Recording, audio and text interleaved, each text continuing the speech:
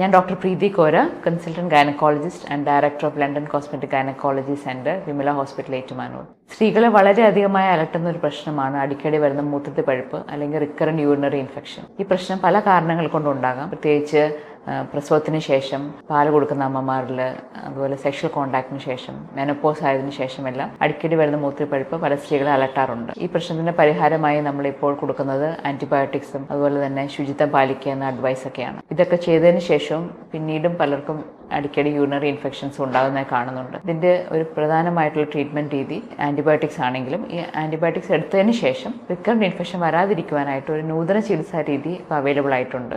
Energy based device ആയിട്ടുള്ള jet plasma therapy എന്ന ട്രീറ്റ്മെന്റിൽ കൂടെ ഈ ഒരു പ്രശ്നത്തിന് നമുക്ക് പൂർണ്ണമായ പരിഹാരം കണ്ടെത്താനും റിക്കറന്റ് ആയിട്ട് വരുന്ന അടിക്കടി വരുന്ന മൂത്രപ്പഴുപ്പ് തടയുവാനും സാധിക്കും. എനർജി ബേസ്ഡ് ട്രീറ്റ്മെന്റ് ആയിട്ടുള്ള ജെറ്റ് പ്ലാസ്മ തെറാപ്പി എന്ന നൂതന ട്രീറ്റ്മെന്റ് യാതൊരു തരത്തിലുള്ള സൈഡ് ഇഫക്റ്റോ വേദനയോ ഒന്നുമില്ല. ഹോസ്പിറ്റൽ അഡ്മിഷനോ ആവശ്യമില്ല. ഒരു അൾട്രാസൗണ്ട് മെഷീൻ ഉപയോഗിച്ച് സ്കാൻ ചെയ്യുന്നത് പോലെ യോനിക്കുള്ളിൽ ഒരു പ്രോബ് ഉപയോഗിച്ച് അത് യോനിയുടെ കോശങ്ങളെ റെജുവിനേറ്റ് ചെയ്യുവാനായിട്ടും അതിൻ്റെ കോശങ്ങൾ നോർമലാകുമ്പോൾ റിക്കറൻ്റ് ആയിട്ടുള്ള യൂറിനറി ഇൻഫെക്ഷൻ തടയുവാനായിട്ട് നമുക്ക് സാധിക്കും. ഈ ട്രീറ്റ്മെൻറ്റ് ഒരു 20 മിനിറ്റ് സെഷൻ എടുക്കുമ്പോൾ അടിക്കടി വരുന്ന മൂത്രപ്പഴുപ്പ് നമുക്ക് പൂർണ്ണമായിട്ടും ഉണ്ടാകാതിരിക്കുവാനായിട്ടുള്ള ട്രീറ്റ്മെൻ്റ് ആണത്. ഈ ഒരു പ്രശ്നം നിങ്ങൾ അലട്ടുന്നുണ്ടെങ്കിൽ സമീപിക്കുക വിമല ഹോസ്പിറ്റലിൽ, ലണ്ടൻ കോസ്മെറ്റിക് ഗൈനക്കോളജി സെൻ്ററിൽ. Thank you.